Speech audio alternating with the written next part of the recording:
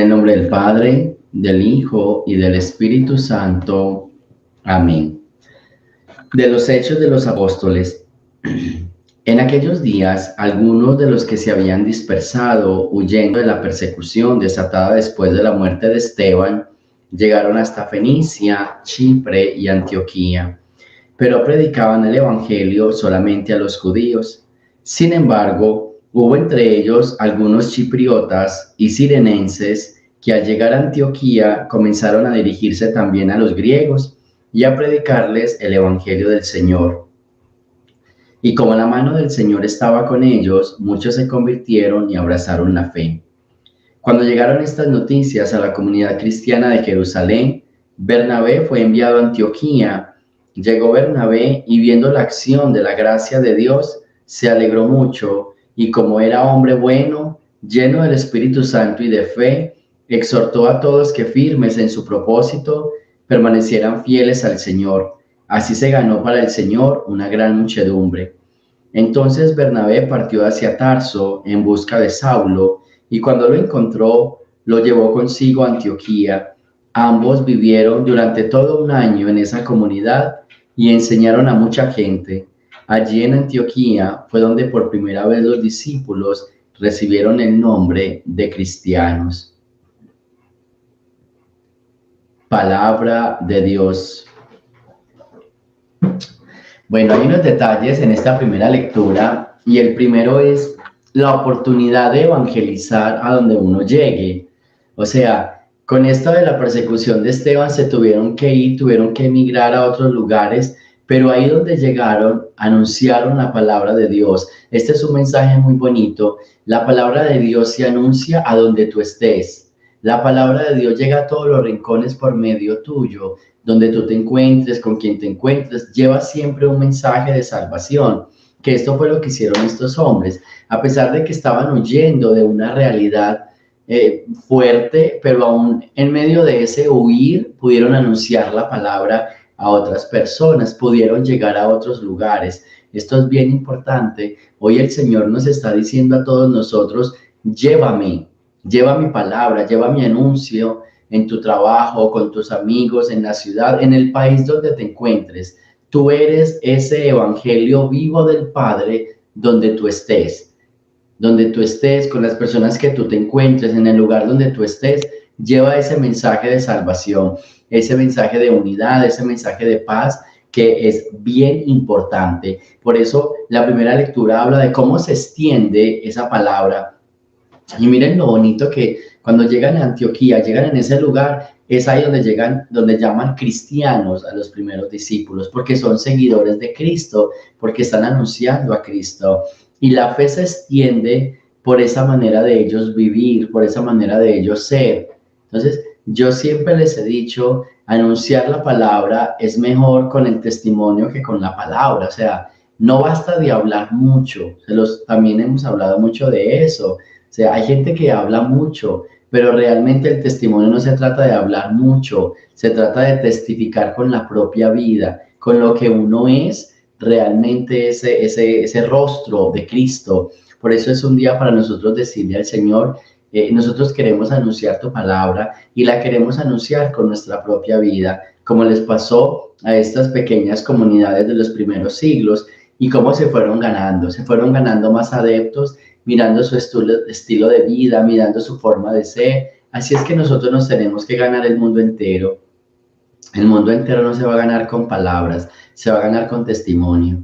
Qué bueno que nosotros también, como esos primeros cristianos o como esos primeros discípulos, lleguemos a todas partes y la gente cuando nos vea, la gente cuando nos escuche pueda decir qué bien viven, o sea, cómo proyectan ese Dios, ese poder, esa gracia, esa convicción para hablar de Dios. Así que sea un día en que nosotros podamos anunciar esa gracia de Dios.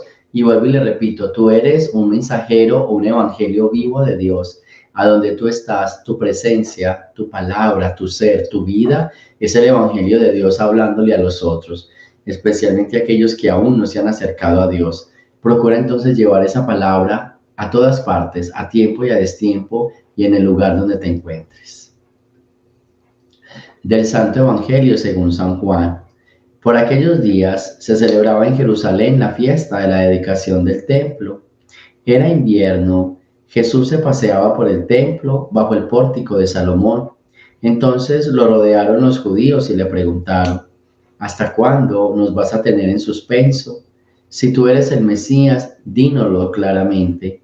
Jesús le respondió: yo se lo he dicho y no me creen. Las obras que hago en nombre de mi Padre dan testimonio de mí, pero ustedes no creen porque no son de mis ovejas. Mis ovejas escuchan mi voz, yo las conozco y ellas me siguen. Yo les doy la vida eterna y no perecen jamás. Nadie las arrebatará de mi mano. Me las ha dado mi Padre y Él es superior a todos, y nadie puede arrebatarlas de la mano del Padre. El Padre y yo somos uno. Palabra del Señor. Seguimos con el tema del buen pastor. Hay una frase que se ha repetido mucho esta semana y es acerca de la unidad entre el Padre y el Hijo. Ya por tercera vez consecutiva el Señor dice: el Padre y yo somos uno.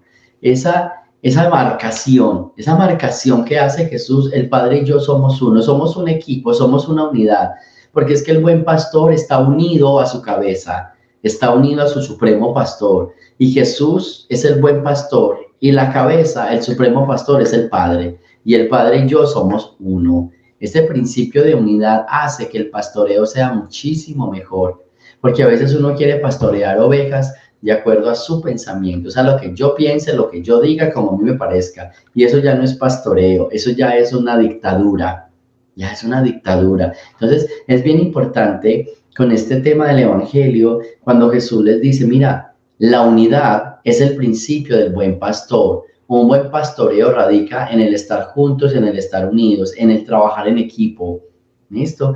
Y le decían: muéstranos, háblanos, ¿cuándo es? Si eres tú el Mesías. Y dice: mira, yo les he hablado, pero como ustedes no quieren escucharme, ustedes no entienden.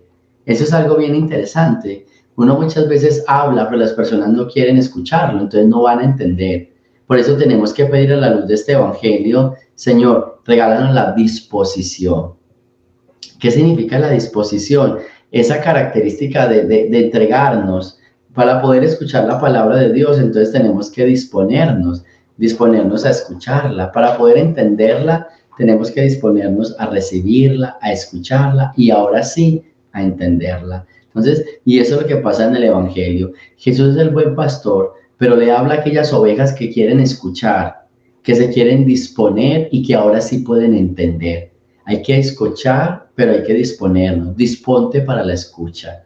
Disponte para recibir la palabra. Y cuando te dispongas para la escucha, pues al escucharla en sentido de disposición, la vas a entender mejor. Hay personas que no han entendido la palabra.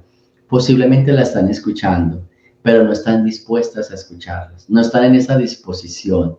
Entonces, es bien importante cuando Jesús dice: mis ovejas, ustedes no entienden porque ustedes no se quieren disponer.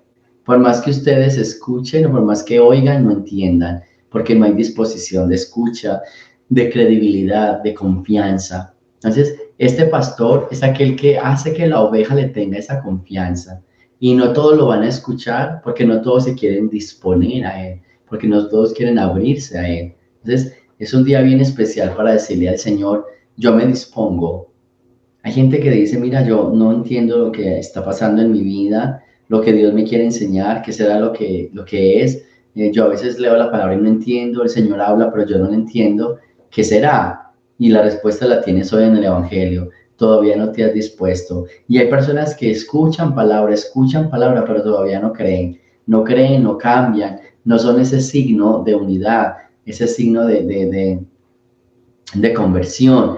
Y eso significa que todavía no están dispuestos a escuchar la palabra, todavía no la escuchan con ese amor, con esa apertura, ¿sí? Con esa apertura. Así que pidámosle al Señor en este día que nos regale esa apertura, que nos regale esa disposición, que nos regale esa gracia para poder escuchar y entender mejor su palabra. Gloria al Padre, al Hijo y al Espíritu Santo, como era en el principio, ahora y siempre, por los siglos de los siglos. Amén. El Señor esté con ustedes y la bendición de Dios Todopoderoso, Padre, Hijo y Espíritu Santo, descienda sobre ustedes y me los acompañe siempre.